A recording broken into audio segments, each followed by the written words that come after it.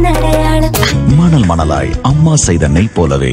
இப்ப நம்ம வீட்டு மரப்படி மசாலா ஐட்டம்லாம் நல்லா வறுத்து சுத்தமா நம்ம வீட்டுக்கு எப்படி செய்வோம் அதே மாதிரி நாங்க செஞ்சு எல்லாரும் கொடுத்துட்டு இருக்கிறோம். நம்மளே வீட்டுல கெமிக்கல் எதுவுமே இல்லாம இயற்கையான ஒரு சோப்பு ரெடிமேட் இட்லி மாவு. Without idli, there is no chutney. முருங்கை பொடி, பிரண்டை பொடி 500 சர்க்கரை இருந்தாலும் நார்மலுக்கு 100க்கு 100 கொண்டு வர்ற சர்க்கரை கண்ட்ரோல் பவுடர், நிறைய சத்துக்கள் நிறைந்த சத்து மாவு, செட்டிநாட்டு பிரியாணி மசாலா, பருப்பு பொடி, கருவேப்பிலை இட்லி பொடி, செட்டிநாட்டு சாம்பார் தூள், ரசப்பொடி, மாங்காய் ஊறுகாய், 12 விதமான மூலிகையை சேர்த்து காய்ச்சி எடுத்த ஹேர் ஆயில், ஆவார அரப்பு பொடி. இந்த பொருள் எல்லாம் உங்களுக்கு வேணும்னா கீழே இருக்கிற வாட்ஸ்அப் நம்பருக்கு கேட்டு வாங்கிக்கோங்க.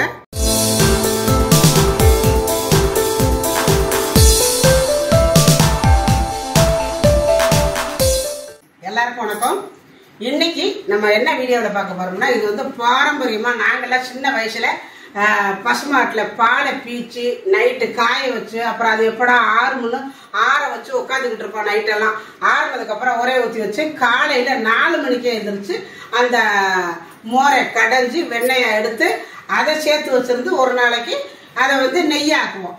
இப்போ வந்து அப்படியெல்லாம் செய்யாம ஈஸியா செய்யறாங்க, ரொம்ப ஈஸியா கண்டுபிடிச்சிருக்காங்க.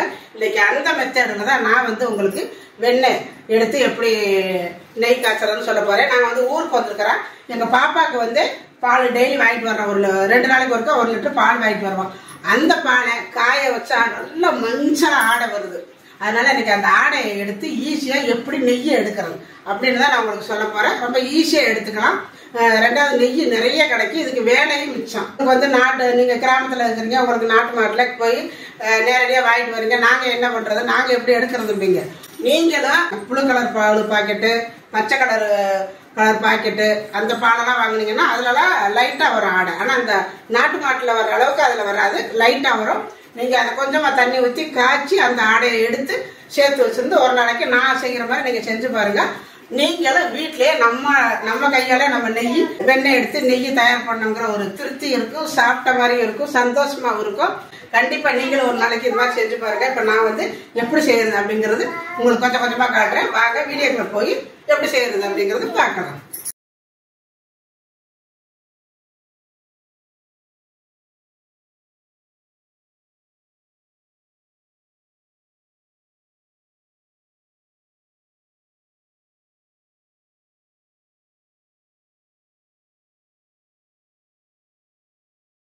பாருங்க, பால் வாங்கிட்டு வந்தாச்சு.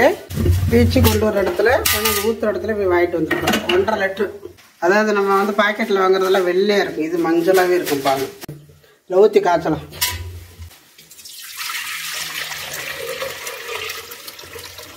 நாங்க பால் வாங்கையிலையும் எடுத்தப்பா கொஞ்சம் தண்ணி ஊற்றி காய்ச்சினா தான் ஆடை எடுக்க முடியும். அவ்வளோதான், தண்ணி ஊற்றிக்கணும், அவ்வளோதான்.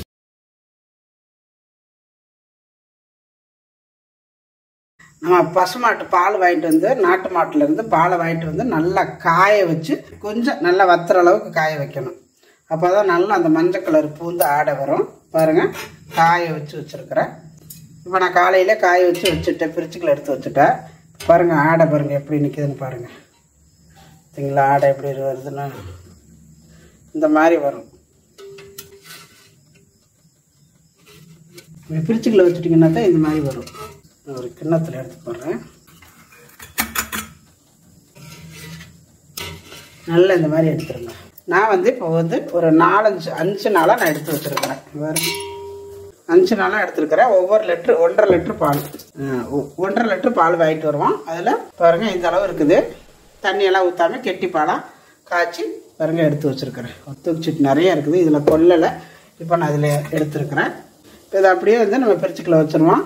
வச்சுட்டு உங்களுக்கு எப்போ தேவையோ அப்போ வந்து நம்ம எடுத்து வெண்ணெய் எடுத்துக்கலாம். வெளியில் வச்சிடாதீங்க, பீசருக்குள்ள வைக்கணும். இப்போ நம்ம கொஞ்சம் கொஞ்சமாக எடுத்து வச்ச ஆடையெல்லாம் பாருங்க 2 பாத்திரத்தில் போட்டு வச்சுருக்கிறேன். இதில் எடுத்து வச்சுக்கிட்டே இருந்தேன். எடுத்து வச்சுக்கிட்டே வந்து இது வந்து நிறைஞ்சிருச்சு பாருங்களேன், நல்லா நிறைஞ்சிருச்சு.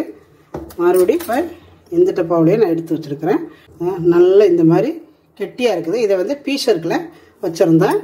பீசருக்குள்ள தான் வைக்கணும், அப்போ தான் கெடாமல் இருக்கும்.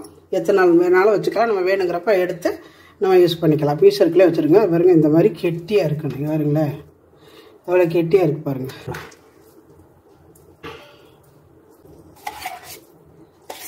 இது வந்து நான் ஒரு வாரம் எடுத்து வச்சதுங்க.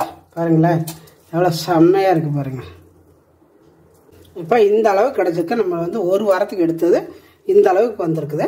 இப்போ இது வந்து ரொம்ப ஈஸியாக எப்படி எடுக்கிறதுன்னு பார்க்கலாம். இதுக்கு வந்து ஐஸ் கட்டி எடுத்துக்கோங்க. உங்கள்கிட்ட ஐஸ் கட்டி இல்லைன்னா அதாவது பீஸ் எடுக்கலாம், தண்ணி வச்சு பிரிச்சுக்கலாம், தண்ணி வச்சுக்கோங்க. நல்ல ஜில்லுன்னு தண்ணி ஊற்றி தான் அரைக்கணும். அரைக்கும் பொழுது இந்த மாதிரி ஐஸ் கட்டி எடுத்துக்கோங்க. ஒரு கப்பில் தண்ணி வச்சுக்கோங்க. இந்த ஐஸ் கட்டியெல்லாம் இதில் போட்டுக்கோங்க. இந்த தண்ணி வந்து நல்லா ஜில்லுன்னு இருக்கணும். இந்த மாதிரி இருக்கணும்.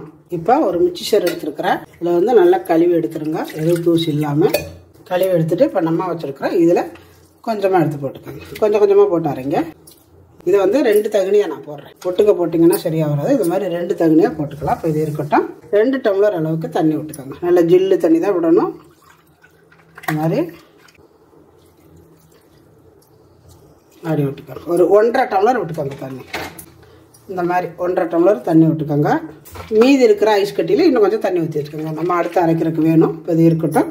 தண்ணியை ஊற்றிட்டு மிக்சி சாரை வச்சு இப்போ மிக்சியில் வச்சுருக்கிறேன். இதை லைட்டாக ஒரு பல்ஸ் விட்டு எடுக்கணும். ரொம்ப வேகமாக அடிச்சிடக்கூடாது. லைட்டாக ஒரு 2 சுற்று விட்டுட்டு பார்த்தீங்கன்னா இந்த மாதிரி தான் இருக்கும். பயப்பட வேண்டாம். குழன்னு வந்துட்டு அப்புறம் கெட்டி ஆகும். அந்த மாதிரி லைட்டாக ஒரு சுற்று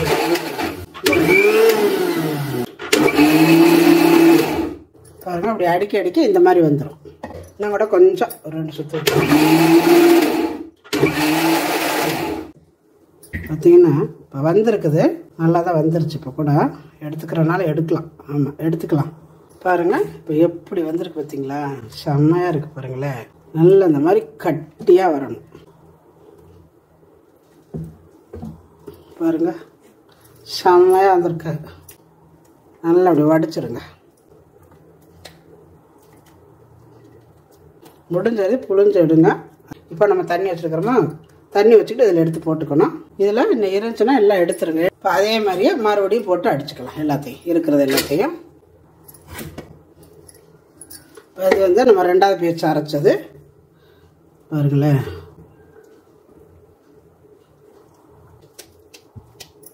நல்லா புளிஞ்சு விட்டுட்டு தான் இதுக்குள்ளே போடணும்.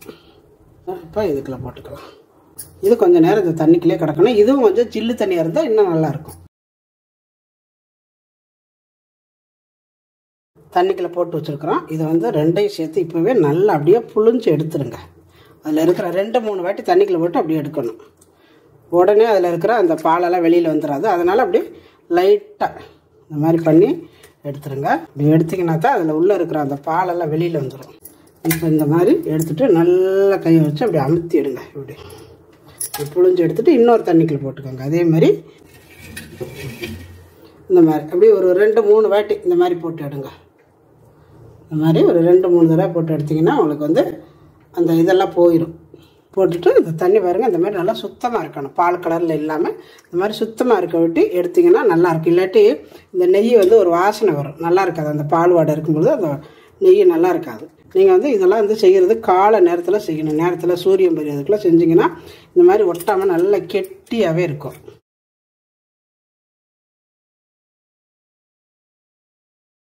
நல்லா தண்ணியை வடிச்சிட்டு இங்கே பார்த்தீங்கன்னா வடைச்சட்டி அடுப்பில் வச்சுருக்கிறேன். இப்போ நம்ம எடுத்த இந்த வெண்ணெயை இதில் சேர்த்துக்கோங்க. சேர்த்துட்டு நல்லா அப்படியே உருக விடணும். அடுப்பை வந்து ஸ்லோவில் வச்சுக்கோங்க. பாருங்கள் போட்டோடனே எப்படி உருகி வருது பாருங்கள். நம்ம காலை நேரமாக இருந்தால் இப்படி உருகாது, கொஞ்சம் நேரம் ஆகும். பரவாயில்ல, அதனால் ஒன்றும் தப்பு இல்லை. கையில் ஒட்டும் இந்த மாதிரி, அதுக்கு தான் சொல்கிறேன். காலையில் எடுத்தோம்னா இப்படி ஒட்டாது. நல்லா இந்த மாதிரி கிண்டி விட்டுருங்க. பாருங்க உருகி வரையிலே எவ்வளோ எல்லோவா வருது பாருங்கள். செம்மையாக இருக்குது வாசனை. பாருங்கள் நல்லா உருகி வந்துருச்சு. உருகி வந்துட்டு நல்லா நுரையாக இந்த மாதிரி வரும். இந்த மாதிரி வந்துட்டு தான் முருகும். என்னடா போட்டவுடனே வெண்ணெய் வரவே இப்படி வருதுன்னு நினைக்காதீங்க. அந்த வெள்ளையாக இருக்கிற அந்த பால் மற்றெல்லாம் அப்படியே சேர்ந்து பொங்கி வந்துட்டு அதுக்கப்புறம் அது வந்து உறைஞ்சி கீழே உட்காரும். அடுப்பு வந்து சுலோவிலே வச்சுக்கோங்க. நல்லா இந்த மாதிரி கிண்டி விட்டுருங்க. நல்லா இந்த மாதிரி பொங்கி வந்துட்டு இந்த மாதிரி முட்டை விடுது பாருங்கள், நுரை வருது பாருங்கள். இப்போ கொதிச்சு வேக ஆரம்பிக்கணும். இப்போ மேலே இருக்கிறதுலாம் கீழே போயிடும், மிதந்துக்கிட்டு வருங்க. பாருங்கள் அந்த கொஞ்சம் இருக்கிற பால்லாம் அதில் திரண்டு எப்படி வருது பாருங்கள். தெரியுதா உங்களுக்கு? பாருங்கள் இதெல்லாம் அப்படியே வெந்து அப்படியே கீழே போய் உட்காந்துரும். இனிமேல் இருங்க அந்த வெள்ளையாக இருக்குது பாருங்கள். இப்போ பார்த்தீங்கன்னா பாருங்கள் நல்லா தெளிவாகி நல்லா முறிஞ்சு வந்துருக்குது பாருங்கள். இப்போ இதில் வந்து கருவேப்பிலை இல்லை வந்து முருங்கைக்கீரை உங்களுக்கு என்ன வேணாலும் சேர்த்துக்கலாம். நான் வந்து முருங்கைக்கீரை இந்த மாதிரி தான் நாங்கள் கொத்தோடு தான் போடுவோம். சின்ன சின்ன கொத்தோடு போடுங்க. போட்டுட்டு கடைசியாக அதை வடிகட்டி இதில் ஏதாவது ஒரு மாவு இருந்தால் போட்டு அதில் பெரட்டி சாப்பிட்டிங்கன்னா செம்மையாக இருக்கும். பாருங்க, அப்படி தெரிக்கணும், அப்போ தான் முறியும். இந்த மாதிரி முறிக்கணும். இது போட்டாலே உங்களுக்கு தெளிவாக நல்லா முறிஞ்சு வந்துடும். பாருங்கள், நல்லா அந்த கீரையெல்லாம் அப்படி வெந்து இந்த மாதிரி வந்துடணும்.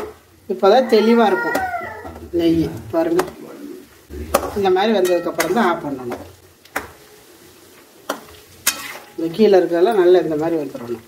அவ்வளோதாங்க, நல்லா சூப்பரான ஒரு நெய் நம்ம ஈஸியாகவே எடுத்தாச்சு. முதல்லலாம் நைட்டு காய்ச்சி உர ஊற்றி வச்சு காலையில் எழுந்திரிச்சு 4 மணிக்கெல்லாம் பருப்பு மற்ற மோர் மற்ற போட்டு கடைன்னு கடைஞ்சி அப்புறம் அதை எடுத்து தண்ணிக்குள்ளே போட்டு அதுக்கப்புறம் அது ஒரு நாளைக்கு சேர விட்டு இந்த மாதிரி காய்ச்சி எடுக்கிறது. இப்போ ஈஸியாக பண்ணிக்கலாம். பாருங்க, மொறுன்னு வரணும். பாருங்க, இந்த மாதிரி நல்லா மொறுன்னு வரணும். இந்த தலை சில பேர் அப்படியே வதனே அரைக்கிறாங்க. இப்படி மொறுன்னு இருக்கணும். இப்போ நான் அடுப்பை ஆஃப் பண்ணிட்டேன்.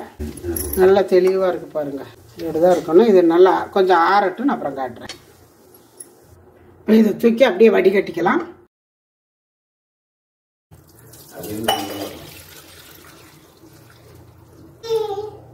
இப்போ பார்த்தீங்கன்னா பாருங்கள், இப்போ இது வந்து அந்த இதில் உள்ளது, இந்த பாலில் உள்ள அந்த இதெல்லாம் இப்படி இந்த மாதிரி வந்திருக்கும். இந்த கீரை இப்படி இருக்குது. உங்களுக்கு வேணும்னா இதில் வந்து ஏதாவது போட்டு பரட்டி சாப்பிடலாம். அப்படி வேண்டாம்னா இதை மட்டும் எடுத்துட்டு பாருங்கள், நெய் இருக்குது, இந்த முருங்கைக்கீரை இருக்குது, இதோட கொஞ்சமாக சாதம் உப்பு போட்டு பிசைஞ்சு சாப்பிட்டீங்கன்னா சூப்பராக இருக்கும். இதை வேண்டாட்டி எடுத்துருங்க, இது கருகல் வேண்டாம். பார்த்தீங்களா, இந்த மாதிரி இருக்கணுங்க. மொறுன்னு சூப்பராக இருக்கும். இந்த மாதிரி எடுத்து சாப்பிடுங்க. பாருங்க, செம்மையா இருக்குது, சூப்பராக வந்துருக்குது நெய். இந்த கலரில் தான் இருக்கும். இதை மறுநாள் பார்த்தீங்கன்னா நல்லா ஆற விட்டு மணலாக சூப்பராக நம்ம கடையில் வாங்குற மாதிரியே இருக்கும். பாருங்க, நம்ம வந்து முதல் நாள் வெண்ணெயை ஊற்றி வச்சிருந்தேன். இப்போ பாருங்க எவ்வளவு நல்லா வந்து கெட்டியாக மணலாக வந்துருக்கு. பாருங்க, நம்ம வந்து கடையில் வாங்கினா எப்படி இருக்குமோ அதே மாதிரி இருக்குங்களா? பாருங்க, செம்மையாக இருக்கு. பாருங்க, நெய் நல்ல மணலாக பாருங்கள். நான் கிட்டத்தில் வேணாலும் காட்டுறேன். இங்கே இருங்களேன், அந்த பக்குவமாக நம்ம அதை எடுத்து காய்ச்சி எடுக்கணும். அவ்வளவுதான் வித்தியாசம், வேறு ஒன்றும் இல்லை. இதில் வந்து டிஃப்ரென்ஸ் அவ்வளோதான் வரும். செம்மையாக இருக்குது. நல்ல வாசனை அவ்வளோ வடையாக இருக்குது.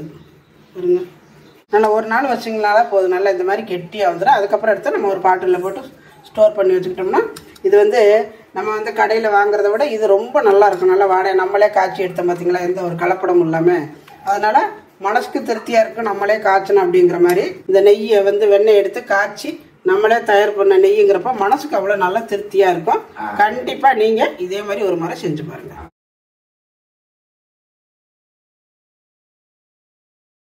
இப்ப பாருங்க, நாட்டு மாட்டுல பாலை வாங்கிட்டு வந்து காய்ச்சி அது மேல இருக்கிற ஆடையை மட்டும் எடுத்து வச்சிருந்தா நெய் சூப்பரா இருக்குதுங்க. அந்த காலத்துல நம்ம எடுத்து நாங்கெல்லாம் சாப்பிட்டோம். அதே டேஸ்ட், அதே மனம் சூப்பரா இருக்குது. நம்ம வந்து டவுனுக்குள்ள வாங்கி சாப்பிட்டுட்டு இதை பார்த்தவொன்னா அவ்வளவு மனசுக்கு சந்தோஷமா இருக்கும். நல்ல வாசனையா இருக்குது. அதுவும் நாட்டு மாட்டுல நேரடியா போய் பால் பீச்சுற இடத்துலயே கொண்டாந்து பீச்சி தண்ணியெல்லாம் ஊத்தாம கலக்காம கொண்டு வந்து கொடுப்பாங்க. அவங்க கிட்ட இருந்து வாங்கிட்டு வந்து காய்ச்சின பால். இதே மாதிரி செஞ்சு பாருங்க. செஞ்சு பார்த்துட்டு எப்படி இருந்துச்சு அப்படிங்கறத கமெண்ட்ல சொல்லுங்க. இந்த வீடியோ பிடிச்சிருந்தா லைக் பண்ணுங்க, ஷேர் பண்ணுங்க, செட்டிநாடு சமையலுக்கு சப்ஸ்கிரைப் பண்ணுங்க. நன்றி. வாழ்க வளமுடன்.